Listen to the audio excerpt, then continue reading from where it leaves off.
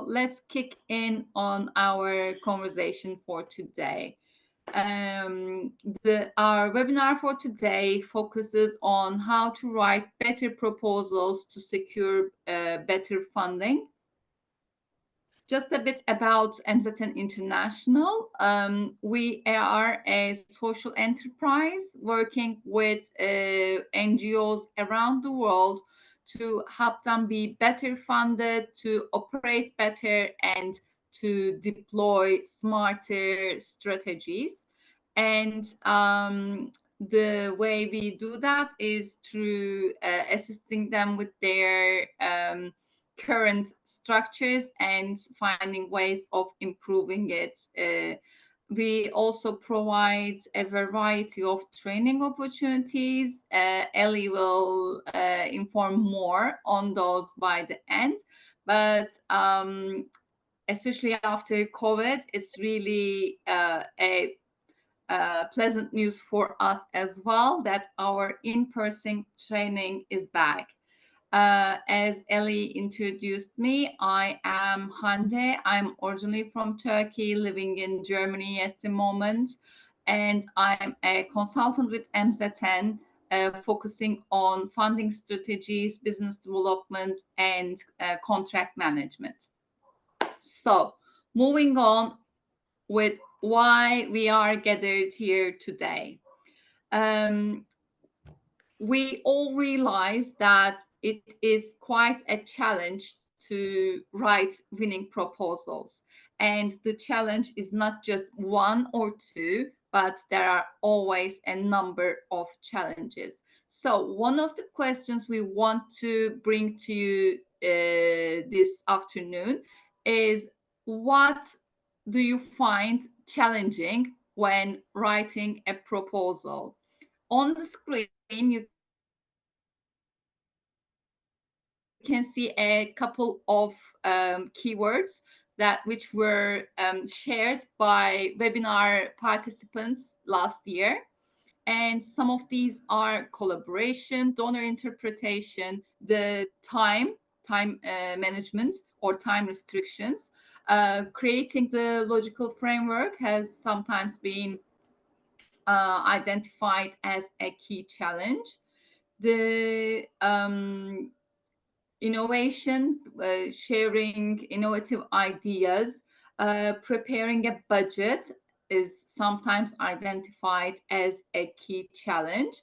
So we are waiting for your answers on what your number one challenge is when it comes to writing proposals.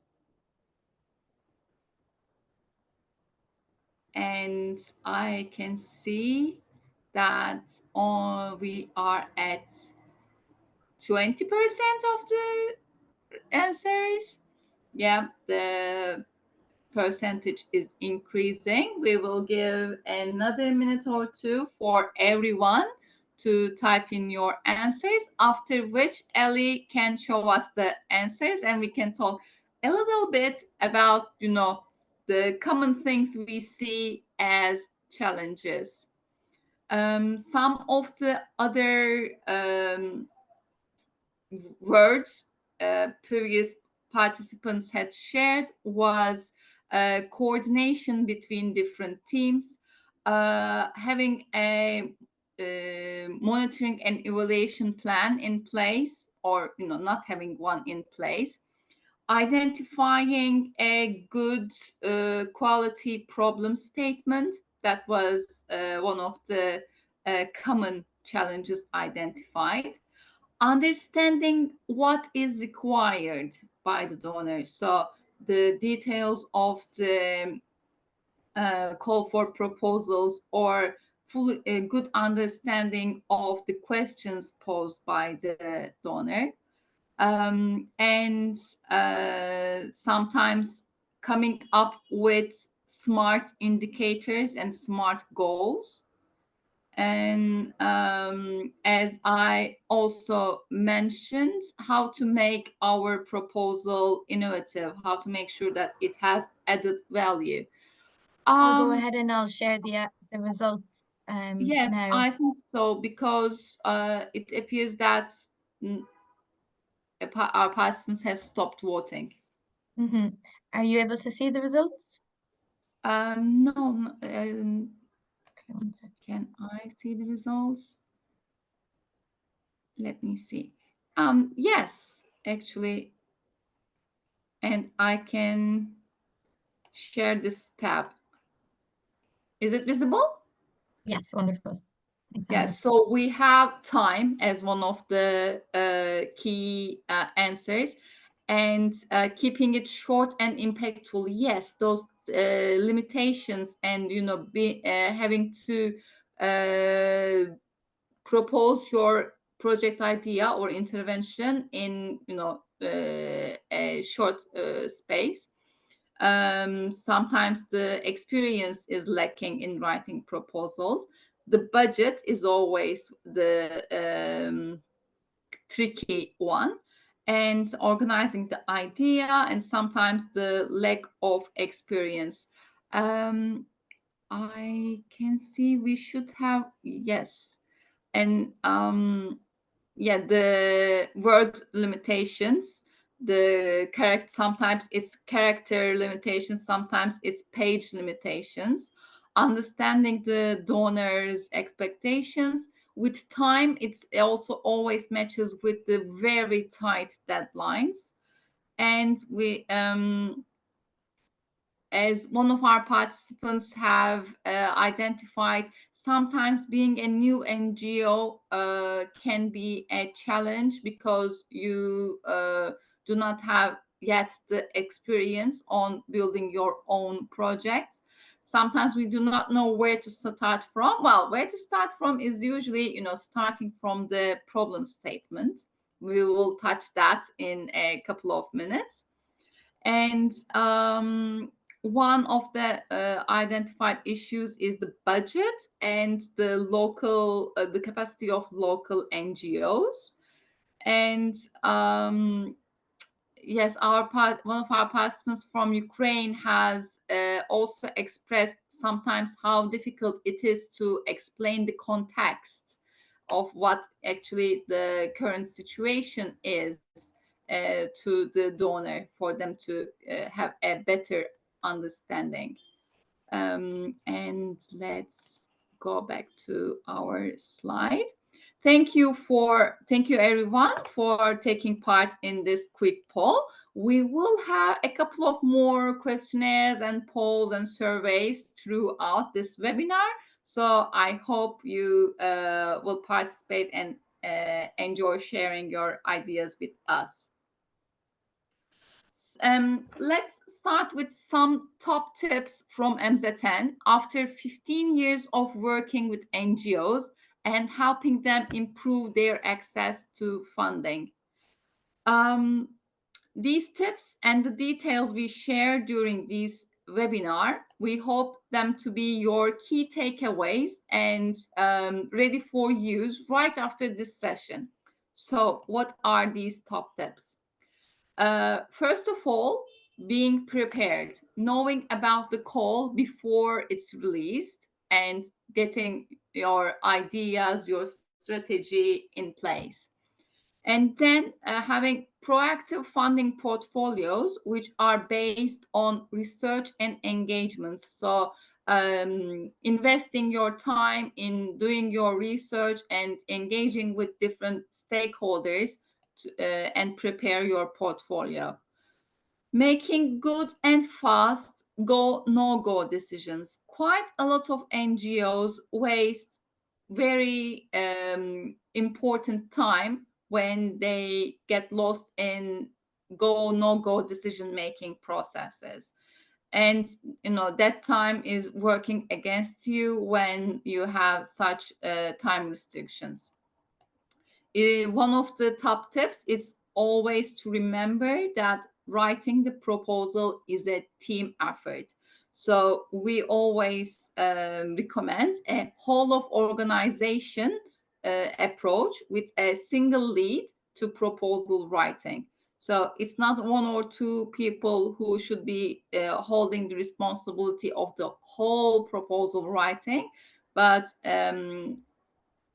include colleagues from the other areas of your organization as well. The tricky budget, having a realistic and sustainable budget is among the top tips. And it's good to remember that a good budget is half the battle, because when you are preparing your budget, you also make sure that it matches 100% with your proposal and therefore tells the same story. And investing in templates early in the game, even before you identify the funding opportunity, or you know what the donor is going to ask for, have your templates ready, have your concept note templates, have your budget templates, and be familiar with the questions that to be expected. Because the worst proposal is always the one you didn't know about before it was published. One of the main tips to writing better proposals and securing the funding is to invest time and energy to get to know your donor. What are their priorities, strategies, expectations? Do they align with the strategies and programs of your organization? Can you only engage through submitting proposals, or can this relationship be a partnership in thought and design? Would they prefer single-year interventions or multi-year programs? Are you familiar with the budget envelope available for their programs? How many times per year would you have the opportunity to submit proposals? Are they expecting on a rolling basis? Do they have round of applications? So what is their method of working? Arm yourself with the answers to these questions and prepare for opportunities in advance with clear steps on how to build a winning proposal for each and every donor. Always remember, and if you want, print this out and place it next to your laptop. Prior proper preparation prevents poor performance. We are all familiar with the chicken or the egg dilemma. You can certainly tailor your programs and project ideas to match the context of a specific call for proposal. But let's quickly answer this question. Which comes first, your project idea or project fish from the donor? Ellie?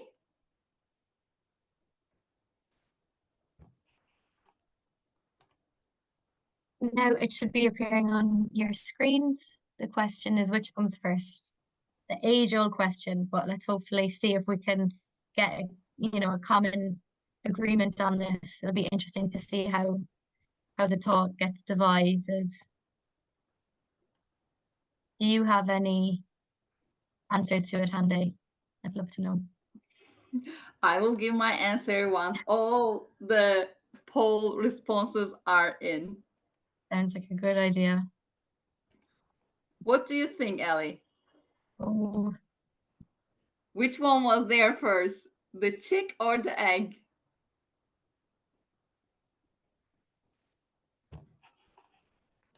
and to be clear, the egg is the project idea. Keep that answer. Oh. We have a raised hand. Somebody has a question. We have a lot of answers coming in.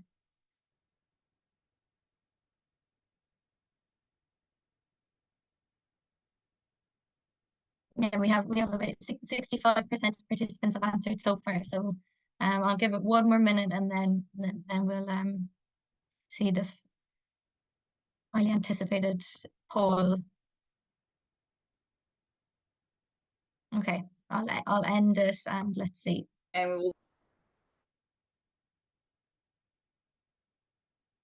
So I am sharing I, the results. Hi, Handy. I think we lost you just for 1 second there. yes, I hope I'm back. You are Am I back. back? You are back. Yes. That's great. So I've shared the results. I'm not sure if it's appearing on your screen or not, Handy. If not, I can read it out. I can see that 69 to 31%, 69% of our participants think that the project idea comes first, and 31% of our participants think that the project fish from the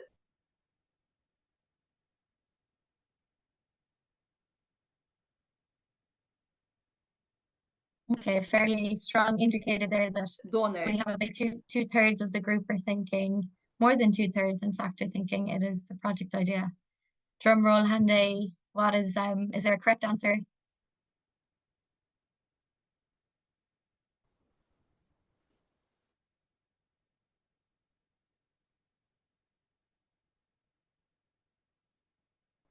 Can We lost you just for 1 second there, Handy. I was just waiting eagerly for you your hear me? take on this. Yeah, I hear you now. Perfect. The expectation is for the project idea to come first. You can certainly tailor your programs and project ideas to match the context of a specific call for proposal. However, reshaping your institutional strategy to fit the objectives of a call does not make sense. It doesn't make sense in the short run, it doesn't make sense in the long run. Therefore, pursue donors which align with the programs, strategies, and operational structure of your organization. Such behavior would affect not only your programs, deliverables, but also the positioning of your organization and what it represents. Your organization already has a statute and has a focus on thematic areas and sectors and the way it wants to deliver impact. Therefore, have your project ideas ready and match it with the relevant donor organizations instead of running after n- not good matches just because of the funding envelope. Um, I think yes, you can see the next one. Yeah, we see the next one. Every proposal needs a decision maker. Yes, it does. While we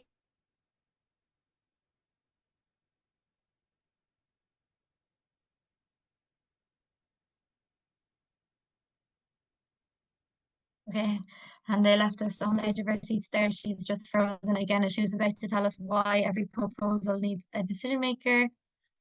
So if we just hang on another second, I'm sure she'll come back to us.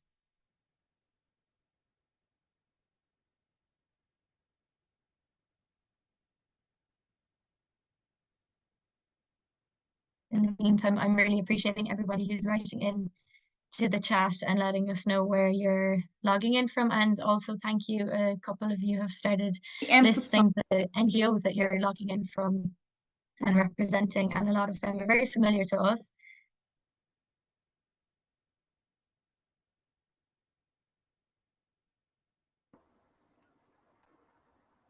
And yes, sorry, I see a question in the chat that you didn't catch the last point. So yes, it is indeed the project idea that comes first. The project idea. And if you think the egg comes before the chick, then the project idea would be the egg. Otherwise, that's another question. You're back, Andy. yes, we are. I was saying that while we emphasize the importance of teamwork in proposal development, having one decision maker is crucial to ensure all pieces fall into their allocated spaces for the submission of the proposal. It is best to identify the decision maker during the go no go phase so this person can assume overall leadership of the proposal development process. In a sense, you can think of the decision maker as a team leader, ensures effective use of available resources, designs strategic direction of the project, gives the green light on technical and financial proposal, and ensures good quality work is delivered on time.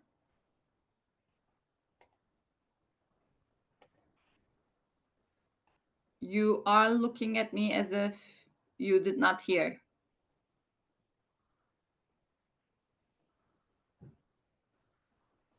Yes, no, we heard that perfectly. Oh, Yeah. great. We mentioned that a whole of organization approach to proposal writing is essential. The workload and the sole responsibility of writing proposals should not rest on the shoulders of one or two people within an organization. The mindset of organizations need to be that this is a cooperative effort.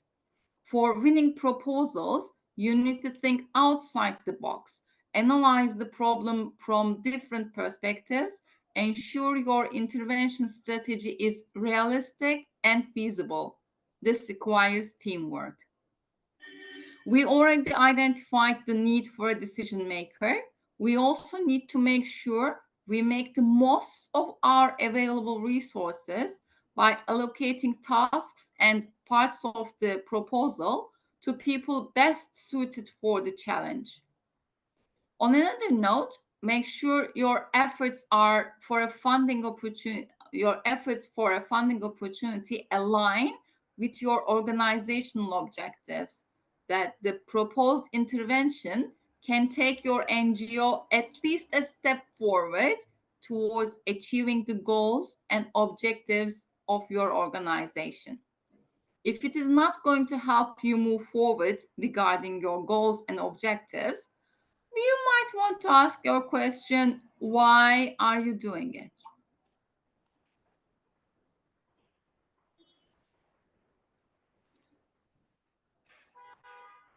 As the slide title highlights, in your proposal, you need to inspire and you need to be very clear about the message you deliver. Even if you present the donor with the best project idea ever, it will not hold any value if the evaluator gets lost in the proposal. When writing your proposal, always assume the evaluator has no previous knowledge about the subject of the project. This will ensure the use of a clear language away from technical terminology or jargon, as these would risk losing the attention of the reader. Take into consideration that the person evaluating your proposal does not know your organization, your past performances, your relevance to the matter at hand. All the information available to them is the call for applications or the terms of reference and the proposal you submitted. Therefore, your aim needs to be to convince the evaluators that your proposed intervention is linked to the donor's expectation and you are the right people to implement it. The STAR approach can be helpful in the initial design. Focus on the current situation.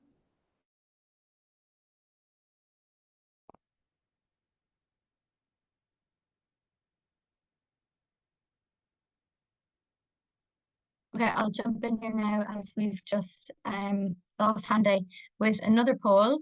I'm launching, so you'll see it in front of your screens, and it is asking how many people in your organization engage actively with proposal preparation. And there's a single choice. You've one of 6 answers, so we can work through this quickly. It'll be interesting to see how many people need to be involved in this process. Is it a one-person approach? Is it a whole team approach?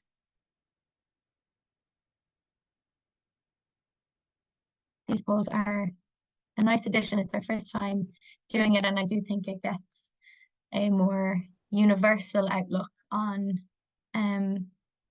these topics instead of us preaching our, preaching to the choir. We get to hear what you guys think as well, and then this helps us improve future webinars. And I think a lot of the answers have been matching what Hande is telling us anyway.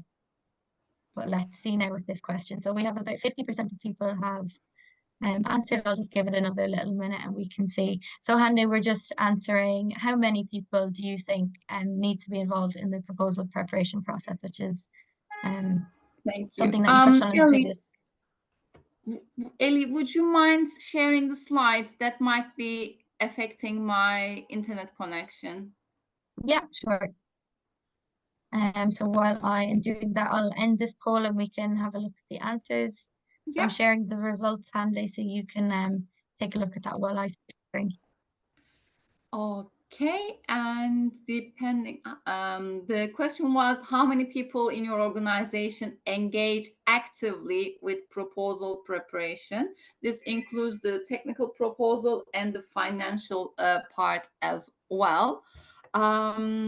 So I have in front of me 23% of the participants said 10 or more people are involved in the preparation, but this 23% is closely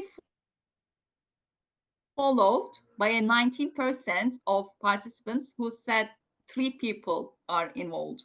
So my understanding from these responses is this kind of sometimes depends on the capacity available to the organization, how many people, how large of an organization it is, and how many people can take the responsibility. And for small to medium NGOs, it is sometimes a small number of people who have to keep the business development proposal writing ships going. Thank you, Ellie. Brilliant. Yeah, you can see my screen okay. Can you? Yes, I can, and I hope everyone can see it as well. One of our participants, Noor Ahmed, also mentioned that it depends on the sector of the call or the proposal, so that expertise can come into play as well when writing the proposal. So let's review this slide once more on the importance of being able to inspire the evaluator or the donor. We all realize that, or we should realize that there's a lot of technical to the previous one. Thank you.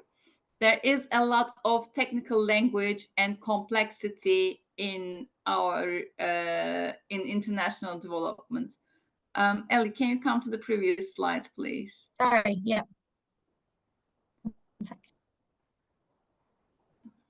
This one? Thank you. Yes, this one. However, your proposal needs to be understood by people who are not familiar with the sector. So one of the examples we give here is your proposal needs to be understandable by a 10-year-old kid. So the gist of the story is keep it simple. When writing your proposal, always assume the evaluator has no previous knowledge about the subject of the project. This will ensure the use of a clear language away from technical terminology or jargon, as these would risk losing the attention of the reader. The STAR approach can be helpful in the initial design. Focus on the current situation and the existing problem. Define your target, what you want to achieve, identify what you will do to reach the targets, and provide clear and measurable results which will be generated by your intervention. Next slide, please. We always need to keep in mind that proposal writing is a marathon, and this effort should not leave you broken or depleted of your precious resources. There is always at least one proposal with an upcoming deadline on your desk, which requires your utmost attention and big bulk of your time. If you are working in business development and proposal writing, this is the cycle of work you are very familiar with. However, it should not be all gray. Writing proposals on repeat on similar subjects for different donors or on same thematic area for specific donors should not necessarily drain your life energy. Make use of existing resources, previous proposals, stock content, presenting your organization and references. You do not need to write each proposal from scratch. Talking about resources, finance-wise, both to ensure feasibility of your actions and protect the NGO's bank, make sure your financial proposal is realistic, not over-promising, and also not suggesting figures under market prices. Remember to highlight why your proposal is good value for money. Express clearly how the design of the action and the budget ensure provision of high quality services within the best budget available. On a final note, every now and then you can face unrealistic expectations from donors, especially in terms of financial restrictions. Own your budget and be ready to defend the costs identified in your proposal. Be ready to negotiate and don't agree on everything. You need to protect your organization. Yes, one of the key challenges identified by quite a lot of participants today and by NGOs all over the world, no matter what the size of the organization is. Our key tip here is please budget early, budget clearly, budget well. Do not leave the budget to the last minute. Plan enough time because you will need to review, revise, and have adequate time for approval processes. You do not need to give too much detail, but there should be enough detail so that when the donor sees just the budget on its own, then they should be able to understand what your proposal is about. And in the next slide, we would like to share some 10 questions which we believe proposals should clearly answer. One of these questions is whether the target group's direct and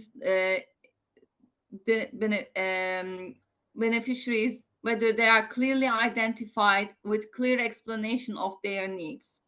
What are the overall aims of your organization and how does it fit in with the context of the project? How does your project fit in with the context? So, you have your project idea, you have already done your background research. Can you Does your proposal clearly express how your project matches with what else is going on? What is the relevance of the project to the funding criteria and policies? In other words, does your project or proposal match the funding criteria and the policies identified by the donor? What are the aims of the project and are the outcomes smart? Can you, when someone looks at your proposal, can they understand very clearly what the aims are, what the outcomes are, and are they smart outcomes? Can we also clearly see what the key activities and the timeline to implement these activities are? Does the proposal answer how much funding is required and for what? So, what kind of inputs required, what kind of funding? Do we also answer in our proposal how we will monitor the project so that we can have valuable data for the evaluation process and make it a learning opportunity as well? One of the critical questions all our proposals should answer is on our added value. What more, what additional thing do we bring to the table? Do we have our cross-cutting issues and innovative approach expressed in the proposal? And number 10, where we face the harsh truth of when the project comes to an end, what happens when the funding ends? How will the results make a lasting impact? So this is about sustainability, not only financial sustainability, but technical and impact sustainability as well.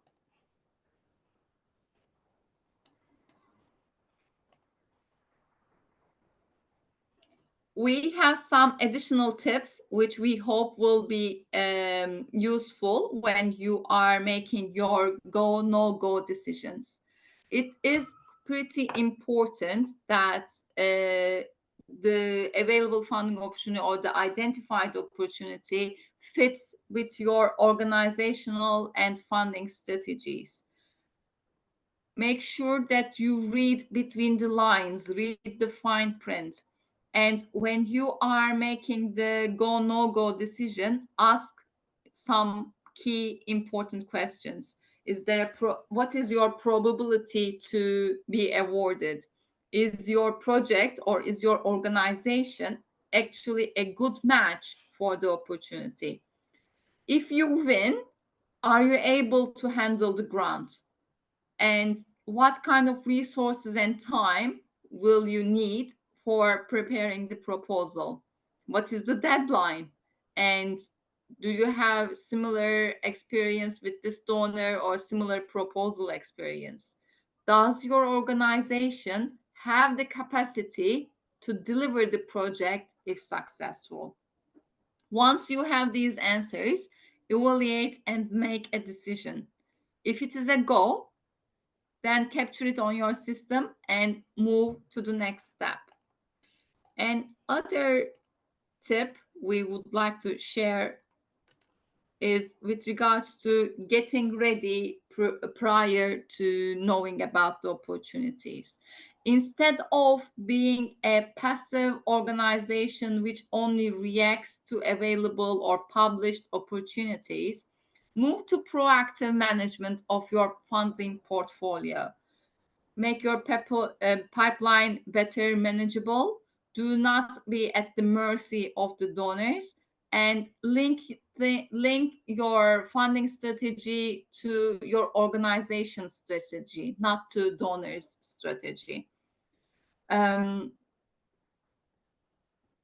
Some key information on how to shift to proactive funding portfolios is actually how it depends on doing research. Doing research on your existing donor agencies, their partners and foundations. research your competitors and peers. Where do they get their funding resources? Explore different NGO donor organizations, common portals, and databases, and be active in gathering information about things that hold value to your organization. And with these tips and tricks for your perusal, I leave the floor to Ellie to provide some information about our other services. Ellie? Wonderful. Thank you, Hande, so much. Yeah, so just going over our training for our partner NGOs, I should specify, so we have newly launched online training courses. The aim of these is that you can, I guess, go at your own pace rather than the in-person training courses, which, you know, you need to dedicate 2 to 3 days in total. So we have the online training courses on two topics. The first being write winning proposals, and I'm assuming I that think that's anybody on the who's next attended. slide, right? Oh, apologies. Right. Trying to multitask Yes. here. So yeah, as you can see, we have our brand new online training courses, which are launching as of May.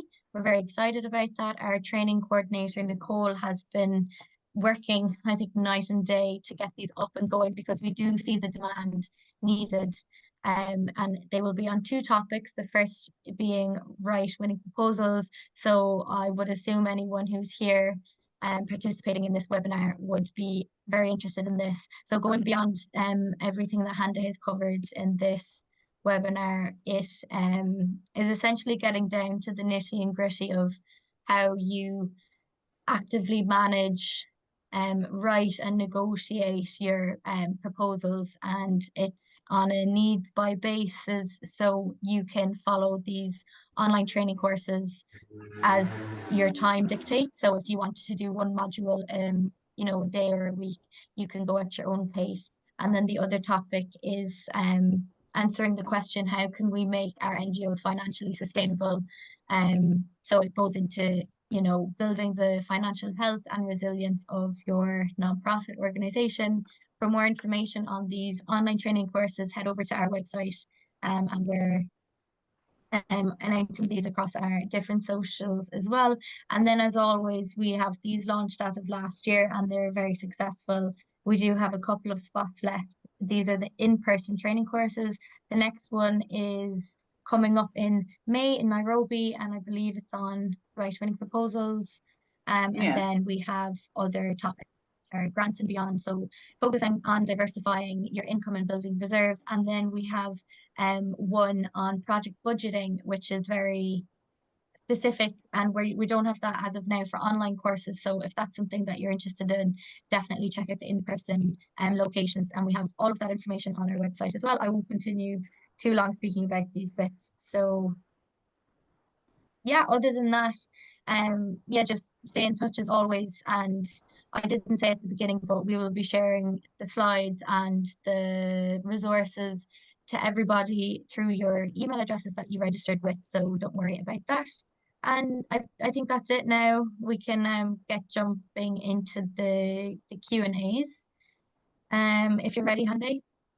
Yes, of course.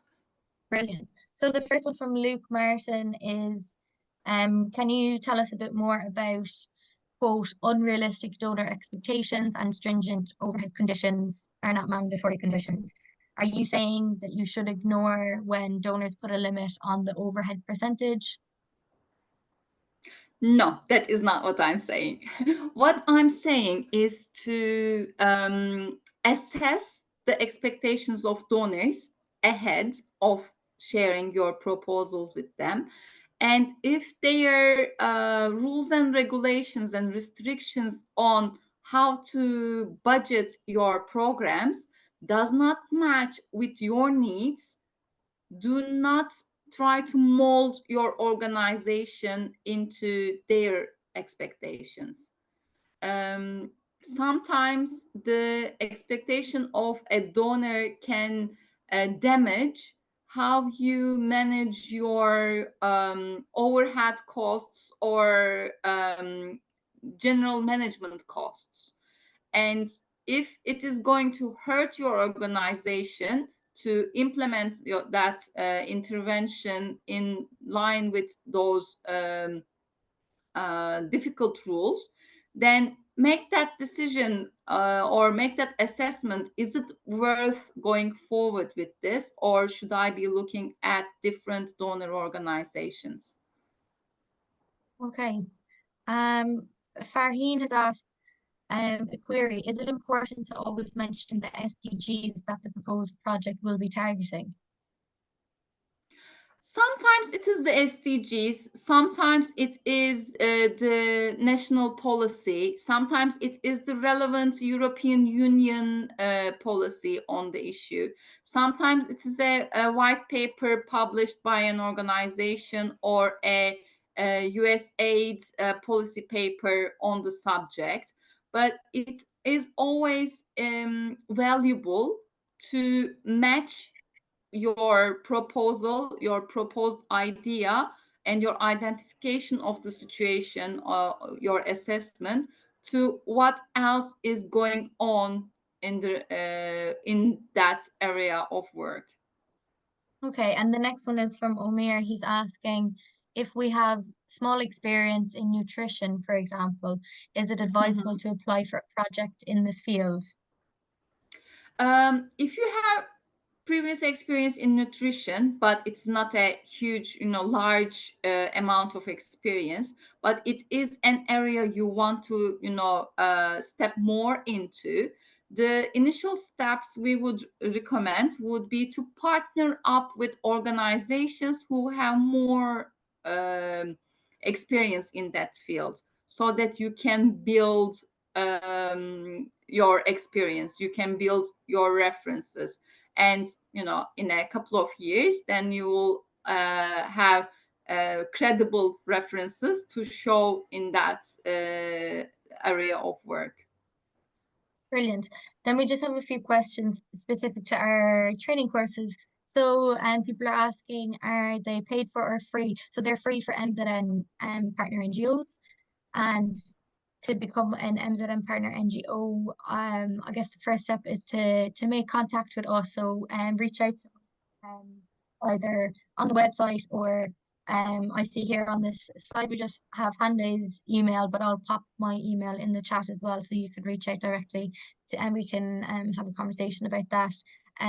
So if you're not an MZN partner NGO, the in-person training courses and the online training courses have a fee, and those are all available online. And for now, the online trainings are with a fee for all organizations, including partner Oh, organizations as well.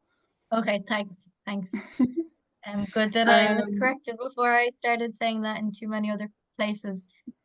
We Ayat have has a asked question. whether we have a training on proposal writing. We have an in-person training on proposal writing, one of which will be delivered in May in Nairobi, another in the beginning of June in Berlin. You can check our website for in-person training opportunities as well as online training opportunities on proposal writing. I myself prefer in-person training. I'm a bit old school like that. But depending on distance, availability to travel, we wanted to provide additional options. Brilliant. Just trying to find, there was a question from Amit asking, what should be the ideal proposals developed for new NGOs?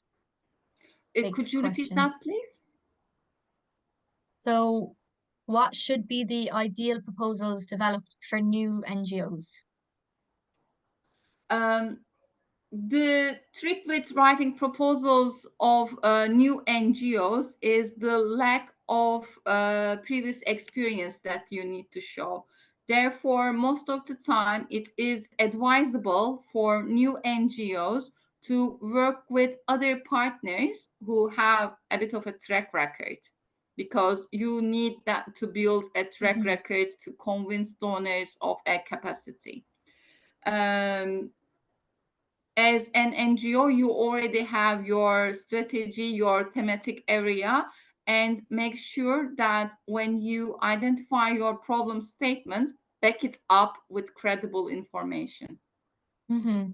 And on that, Amis followed up asking, should these new NGOs focus on, for example, livelihood or education or health? But you're saying that it's not interchangeable, the thematic areas.